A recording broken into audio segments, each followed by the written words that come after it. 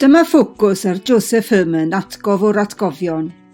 Mae hwn yn rhan trist iawn o stori Josef Herman, ond yn y lluniau mae wedi creu, mae pethau prydferth iawn yn digwydd hefyd. Ganwyd Josef Herman yn Warsaw yn Gwlad Pwyl ym mis Ionawr 1911. Dyma fraslun gan Herman o'r enw Scrubbing the Floor. Gwnaeth Herman y fraslun yma tua 1935, ychydig cyn iddo adael y Gwlad Pwyl. Yn 1938, yn 27 oed, dihangodd Herman o Wlad Pwyl i Wlad Belg oherwydd yr wrthsemitiaeth gynhyddol cyn yr ail ryfel byd. Yn 1938, pan adawodd Herman Gwlad Pwyl, ffarweliodd ei fam yn yr orsaf tren a dywedodd paid byth dod yn ôl. Roedd hi'n gwybod ni fydd Gwlad Pwyl yn saff byth eto i Herman. Cyrraeddodd Herman Glasgow yn 1940, a rhwng 1940 a 1943, cyfrannodd at gelf yn y ddinas. Yn 1942, clywodd Herman newyddion trist iawn drwy'r groes goch, bod ei deulu cyfan wedi ei lladd yn y geto yn Warsaw.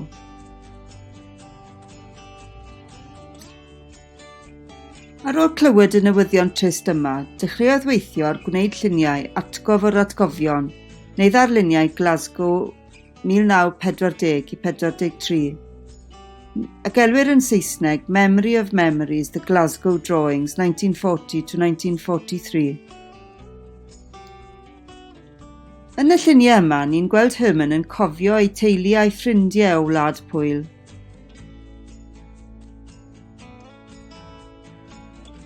Yn 1985, pan gwnaeth Herman arddangos y gweithiau yma am y tro cyntaf, meddai, heddiw, ar ôl cynifer o flynyddoedd, rwy'n edrych ar y lluniadau hyn fel pe bai rhywun arall wedi greu nhw. Ond yn ddwfn yno fy hun, fe wn ei bod yn rhan ohono fi, yn atgof o atgofion, Memory of Memories. Yn y llun yma, fe welwn Josef Herman yn breuddwydo am ei chwaer. Ydy Josef Herman yn y llun yma? Efe'i chwaer sydd yn y cefndir?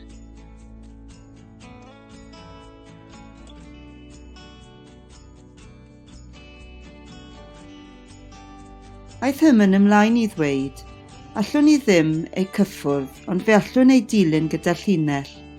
Gallwn yniadu manylun nodweddiadol o'i dillad, mynegiant, ystym, ei dwylo. Dilynais freuddwyd. Roedd atgof o'r pobl hyn yn brydferth. Dyma lun arall gan Josef Herman, o'i fan gi yn dweud stori ar nos Wener. Mae rhywbeth doniol am y llun yma. Mae fan gi yn edrych yn gymeriad, mae pawb yn gwrando arni hi yn ddweud stori wrth ymyl y ford.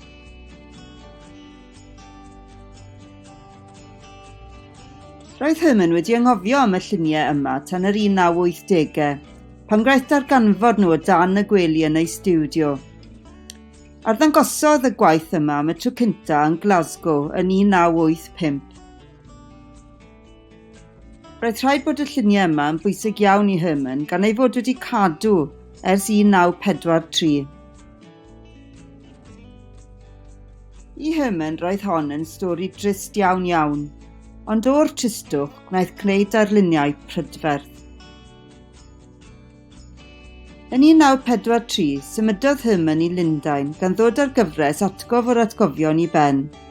Ac yna, yn 1944, symudodd i Ystrygynlais yn Ne Cymru.